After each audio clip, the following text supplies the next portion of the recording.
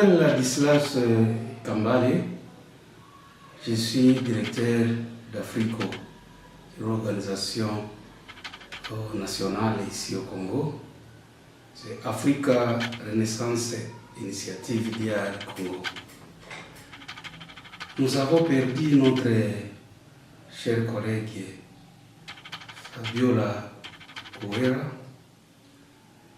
C'était vraiment une surprise. On ne peut plus s'attendre à une nouvelle pareille, puisque depuis qu'elle a connu l'accident mortel, nous l'avons visitée à l'hôpital et les nouvelles qu'on recevait aussi après notre visite, c'était ce qu'elle évoluait bien. Cependant, nous avons été surpris par cette mauvaise nouvelle de sa disparition.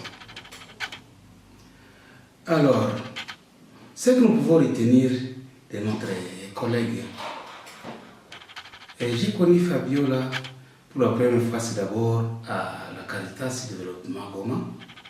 Nous avons passé environ plus de 5 ans au travail ensemble, mais dans des départements bien sûr différents. Mais je l'ai connu plus maintenant chez Africo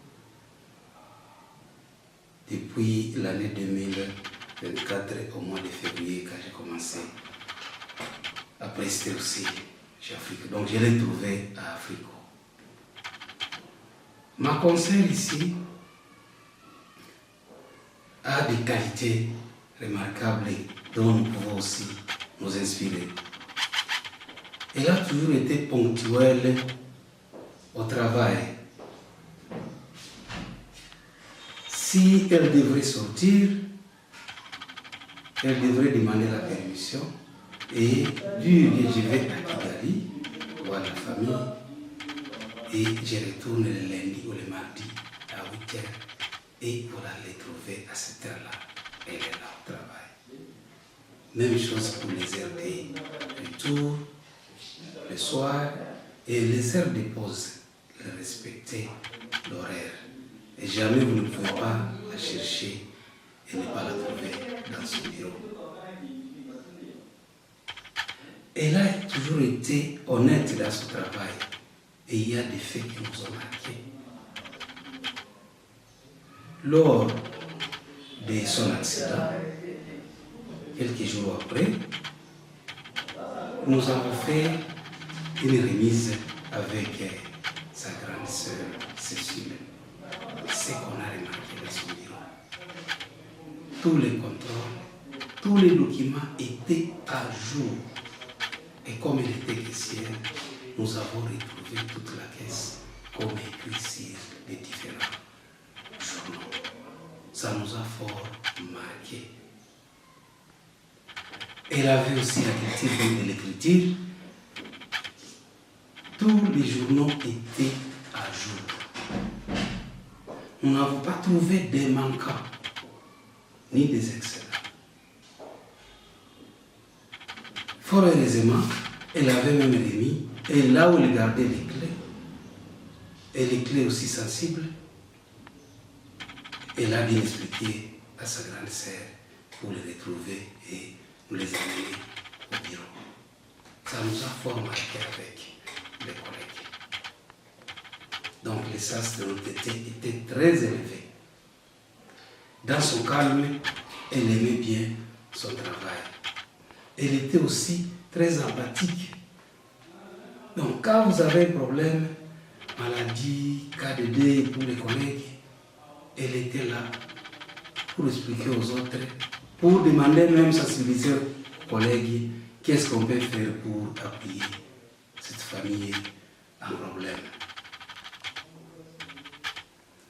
Et aussi, j'ai trouvé qu'elle respectait ses engagements. Donc, au travail, comme je l'ai bien dit, elle était ponctuelle. Mais aussi, l'engagement en famille, puisque au moins c'est chaque week-end qu'elle devrait quitter les bureaux, surtout les vendredis, après les boulots, pour aller visiter la famille, les enfants, au-delà même de Kigali. C'était exceptionnel aussi. C'est chaque week-end, s'il vous plaît. Et voilà, elle nous quitte avec tous ses souvenirs. Elle a toujours été souriante. Je ne l'ai jamais vu vraiment se dresser ou se fâcher contre quelqu'un ou hausser la voix devant son collègue. Elle était toujours calme, mais aussi souriante. Voilà en quelques mots ce que je peux dire à notre collègue qui vient de nous quitter, Fabiola, que son âme repose en paix. Fabiola, tu es partie si tôt. Lorsque j'avais reçu ton message il y a quelques jours, je pensais que tu allais t'en sortir. Mais le message qui est venu après m'avait brisé le cœur. Parce que je pensais que tu allais t'en sortir. Ta bonté, ton sourire, ton humanisme resteront toujours gravés dans nos cœurs. Car j'étais fière et j'avais un grand espoir de travailler avec toi. Et lorsque je suis arrivée à l'Africo, on me partageait même beaucoup de choses, de tes exemples que tu faisais en visitant les malades.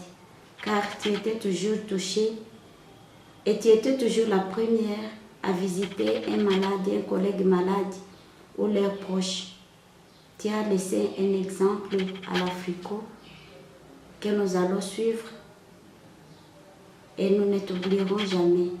Fabiola, repose en paix. Très chère Fabiola et à tous les membres de la famille biologique et très chers collègues, nous tous nous avons été émus par le décès de notre collègue. Et les souvenirs que je garde, c'est que chaque matin, avant de monter aux escaliers, on faisait beaucoup de blagues. Elle parlait bien lingala, je me rappelle. Elle parlait bien lingala. Et on l'appelait quinoise, on l'appelait boyomèse. En tout cas, c'est triste. Puisse l'âme de l'illustre Paris puisse reposer en paix. Nos condoléances encore une fois à toute la famille biologique et à tous les proches.